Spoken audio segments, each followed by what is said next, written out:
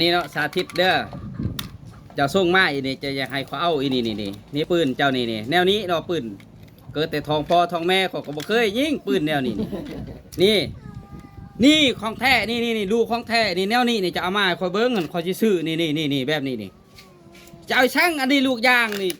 ยิงมาทำก็ยังบ่แตกคือมันนั่นว่าดีแล้วนี่เจ้าก็บ่แตกก็จะ โอ้เอามาตัวกันอยู่นี่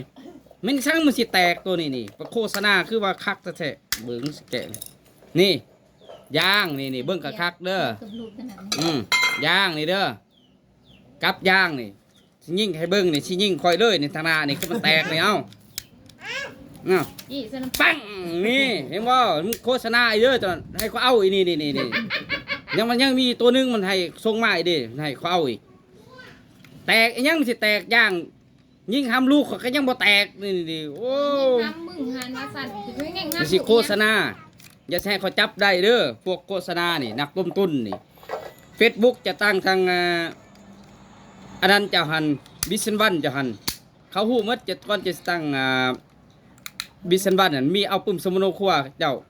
เขาจับมาหลายคนเลยเดี๋ยวจะมาคิดตัวคอยอยู่นี่ปืนอีสังอันนี้ยางสดๆมาให้คอยยิงนี่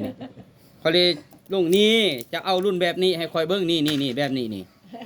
ว่าน้ำพอก็มีแล้ว